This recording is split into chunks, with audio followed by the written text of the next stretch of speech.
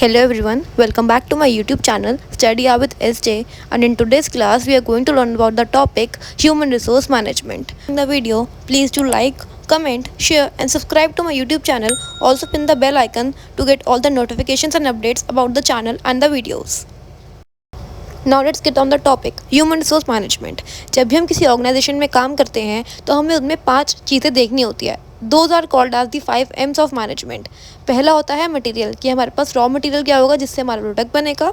Machines हमारी कौन सी use होएंगी, कौन सा प्रोसेस या मेथड यूज़ होएगा, हमारे को कितना इन्वेस्टमेंट करना पड़ेगा और हमारे को कितनी मैन पावर चाहिए होगी। उस मैन पावर को मैनेज करना ही कहलाता है ह्यूमन रिसोर्स मैनेजमेंट।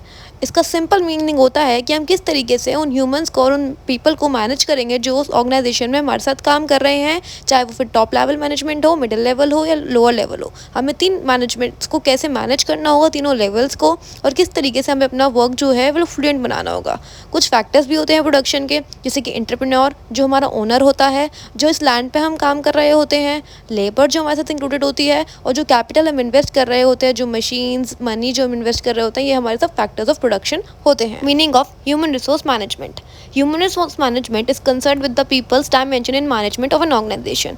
जो HRM होता है उसका मेन पर्पस होता है कि जो डिफरेंट डायमेंशंस में लोग काम कर रहे होते हैं, जो डिफरेंट लेवल्स पे लोग काम कर रहे होते हैं, बैकग्राउंड्स अलग होते हैं, उन सब चीज़ों को ध्यान में रखना और हर टाइप की डायमेंशन के पीपल के लिए एक ऐसा एनवायरनमेंट बनाना जिससे वो ऑर्गेनाइजेशन में काम करने के लिए कंफर्टेबल हो।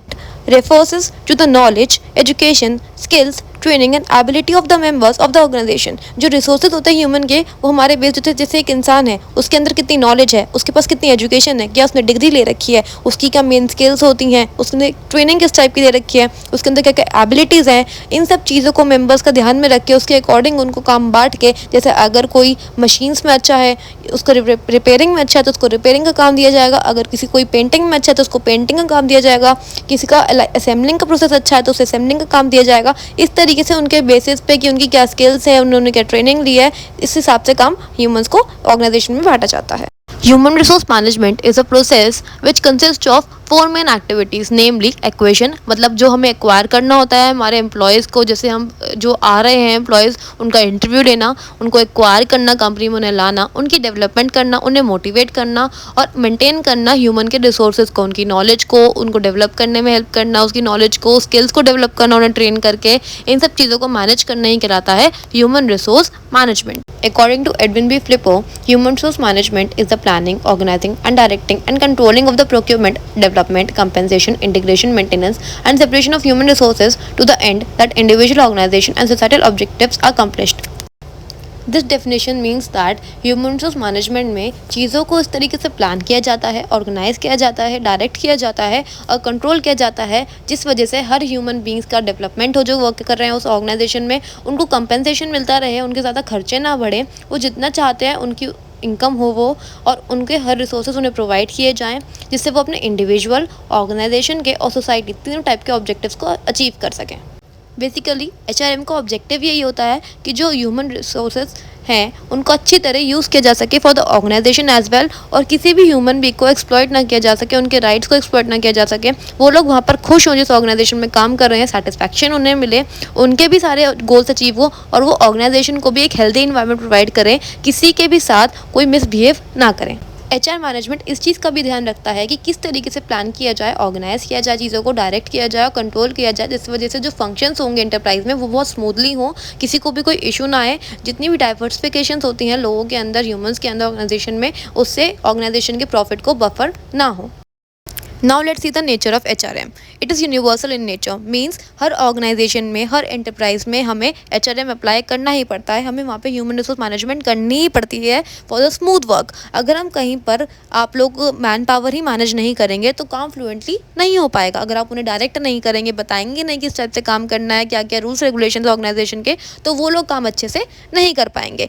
एक्शन ओरिएंटेड होता है, मतलब इसमें लगातार एक्शंस लेने पड़ते हैं। अगर किसी भी चीज़ में हमें चेंज करना है तो हमें वो ह्यूमंस को गाइड प्रोवाइड करना पड़ेगा और उसमें चेंजेस भी लाने पड़ेंगे।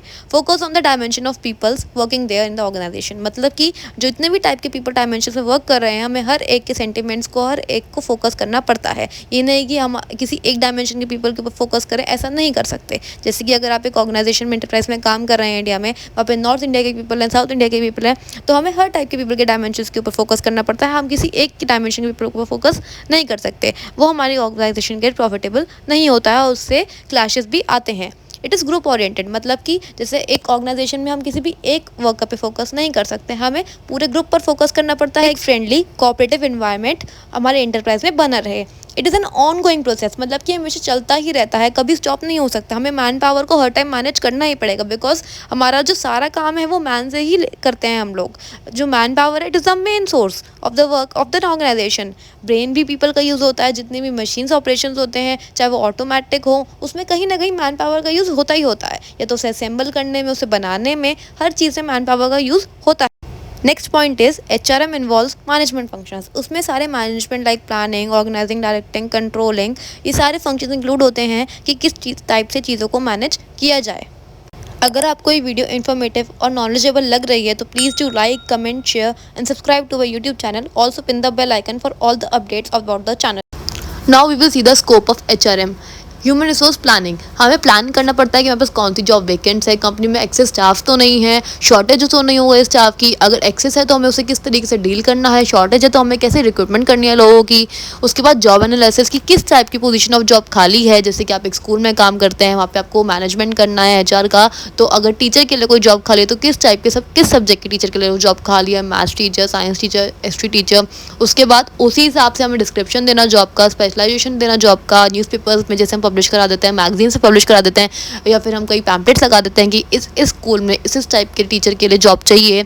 उसके बाद उनके लिए रिक्रूटमेंट करना, सिलेक्शन करना, जो हमारे पास इंटरव्यूज़ के लिए आएंगे उनका इंटरव्यू लेना, उनके लिए टेस्टिंग करना कि वो क्या हमारी जॉब के लिए सेटिस्फाइड हैं, सही हैं, वो हमारी जो मांग है उसको पूरा कर पा रहे हैं या नहीं कर पा रहे हैं। उसके बाद उनके लिए ओरिएंटेशन प्रोवाइड करना, कि उनको बताना अगर हमने उसे सेलेक्ट कर लिया है तो उसके बाद उनको स्कूल के बारे में या कॉलेज के बारे में, जिस भी इंटरप्राइज के बारे में उसके बारे में हमें बताना, उनको ट्रेनिंग देना कि हमें कैसे अपने स्टूडेंट्स के लिए टीचर चाहिए, किस किस टाइप के रूल्स एंड रेगुलेशंस को आपको फॉलो करना पड़ेगा, उनको डिस्क्राइब करना, उनकी डेवलपमेंट में हेल्प करना, उनकी परफॉर्मेंस में अगर वो अच्छा काम कर रहे हैं तो उन्हें अप्रेजल देना, और अगर वो कुछ ख़राब कर पा रहे हैं तो उन्हें समझाना, उनकी और स्किल्स को डेवलप करवाना, उनको कंपेंसेशन एंड रिवॉर्ड्स देना जिससे वो मोटिवेट हो सके और ऑर्गेनाइजेशन में बने रहें, सेटिस्फाई होते रहें। उसके बाद उनके साथ इंडस्ट्रियल रिलेशंस बनाना, अच्छे रिलेशंस बनाना, स्ट्राइक्स और लॉकआउट्स को प्रिवेंट करना, कि जिससे एक पीस एंड हार्मनी बना रहे ऑर्गेनाइजेशन में। ये सब हमारे स्कोप ऑफ HRM होते हैं। Now we will see the objectives of HRM, कि ऑब्जेक्टिव्स क्या होते हैं HRM के। सो बेसिकली जो हमारा मिडिल लेवल ऑफ मैनेजमेंट होता है वो हमारे ह्यूमन रिसोर्स मैनेजमेंट को मैनेज करने के लिए रिस्पॉन्सिबल होता है। सो सबसे पहले उनका काम होता है कि जो टॉप लेवल मैनेजमेंट होता है, जो एम्प्लॉयज़ होते हैं जो उनके नीचे काम कर रहे होते हैं, उनके बीच में एक हार्मनी बना के रखना, एक लिंक की तरह एक्ट करना, जिससे जो टॉप लेवल मैनेजमेंट वाला हमें बताना चाह रहा है वो हमारे मिडिल लेवल तक पहुँचे, और मिडिल लेवल जो पीपल हैं वो लोअर लेवल पीपल को समझा सके कि उनके टास्क क्या है, उनको किस तरीके से परफॉर्म करना है काम। To arrange and maintain adequate manpower inventory, which in turn ensures the smooth working of the organization, कि मेंटेन करके रखना कि इन्वेंट्री जो है मैन पावर की वो प्रॉपरली मेंटेन्ड हो। ये नहीं कि बहुत ज़्यादा लोग काम कर रहे हैं या फिर बहुत कम लोग काम कर रहे हैं जिसकी वजह से प्रोडक्शन पे या प्रॉफिट पे इफेक्ट पड़े ऑर्गेनाइजेशन की, ऐसा नहीं होना चाहिए। इन सबको अरेंज करना भी HRM में ही आता है। To offer training as a way of developing skills, enhancing productivity, and most importantly increasing individual and organizational performance to achieve the desired results. So सबसे पहले हमारे पास हमने लोगों को ले तो लिया, लेकिन अगर वो ट्रेंड ही नहीं है, उनकी स्किल्स ही डेवलप नहीं है, तो वो हमारे लिए बेनिफिशियल नहीं होंगे। तो उन्हें बताना जिससे उनकी प्रोडक्टिविटी इंक्रीज़ हो सके, उन्हें ट्रेन करना, उन्हें डेवलप करना, और स्पेशली उनके इंडिविजुअल और ऑर्गेनाइजेशन के दोनों के परफॉर्मेंस को रिव्यू करना, जिसकी वजह से वो अपने भी और ऑर्गेनाइजेशन के भी जो डिज़ायर्ड गोल्स हैं उन्हें अचीव कर सके और अच्छे रिजल्ट प्रोवाइड कर सकें, जिससे ऑर्गेनाइजेशन को भी बेनिफिट मिले। To devise employee benefit schemes for improving employee motivation and group morale and enhancing employer and employees corporation. That means कि जो एम्प्लॉयज़ हैं उनके लिए बेनिफिट स्कीम्स निकालना, अच्छे अच्छे स्कीम्स निकालना, जिससे वो एम्प्लॉयज़ जो हैं वो मोटिवेट होते रहें और उनके ग्रुप में जो हार्मनी है वो मेंटेन रहे, एक ग्रुपिज़म मेंटेन रहे, जिसकी वजह से वो अच्छे से काम कर सकें आपस में। अगर एक अच्छा रिलेशन होगा ग्रुप में एम्प्लॉयज़ का तो वो अच्छे से काम कर पाएंगे, एक फ्लुएंट वर्क होगा, क्लैशेस नहीं होंगे, और एम्प्लॉयर जो होता है और एम्प्लॉय जो होते हैं दोनों के बीच में भी कॉपरेशन अच्छा रहे, क्लैशेस ना हो। The next point is to ensure and enhance the quality of work life, which refers to the employee's perception of their physical and psychological well-being at work। इस पॉइंट का मतलब है कि हमें ये इंश्योर करना है कि जो हमारा ऑफिस का इन्वायरमेंट है और जो क्वालिटी ऑफ वर्क लाइफ है एक एम्प्लॉय की वो अच्छी हो, जिससे उसकी फिजिकल और साइकोलॉजिकल दोनों जो हेल्थ है वो अच्छी रहे, वो खुश रहे, सेटिस्फाइड रहे, और इस वजह से प्रोडक्शन भी अच्छा कर पाएगा।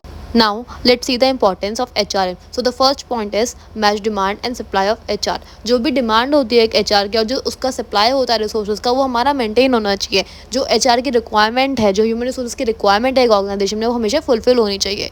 The second and the very important point is hire the right person for the right job.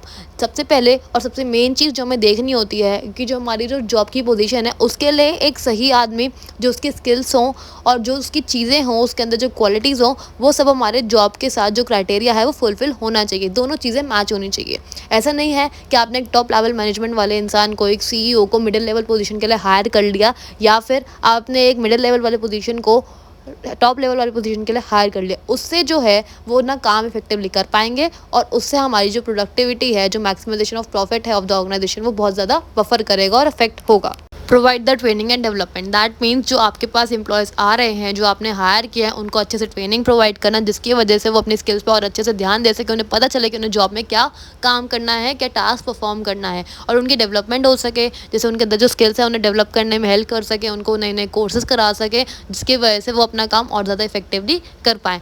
Ensure people to do their best. That means कि जो उनके अंदर स्किल्स हैं वो उनका बेस्ट यूटिलाइजेशन करे। ऐसा ना हो कि वो अच्छा सा काम ना कर पाएँ, और ऐसा भी ना हो कि वो बहुत ज़्यादा प्रोडक्टिव काम कर रहे हैं लेकिन हम उन्हें रिजल्ट्स नहीं दे पा रहे हैं।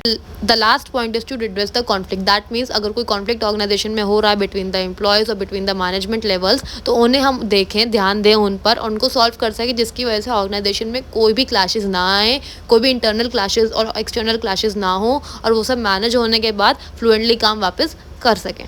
तो this is the whole explanation about the human resource management which will help you in the exams. आप लोग नोट्स भी ले सकते हैं, और ये पॉइंटर्स अगर आप डायरेक्टली लिख के आएंगे, थोड़ा सा एक्सप्लेन कर देंगे, तो भी आपको फुल मार्क्स सिक्योर करने में बहुत ज़्यादा हेल्प मिलेगी। सो प्लीज़ इस वीडियो को ध्यान से देखने के बाद एक बार दोबारा इस पॉइंटर्स पे ध्यान दें और समझें, और उसके बाद एग्जाम्स में लिख कर आएँ। This is all about this video. अगर आपको कोई भी डाउट्स हों तो प्लीज़ कमेंट सेक्शन में ज़रूर पूछें। Do like, comment, share. Thank you so much for watching. Happy learning.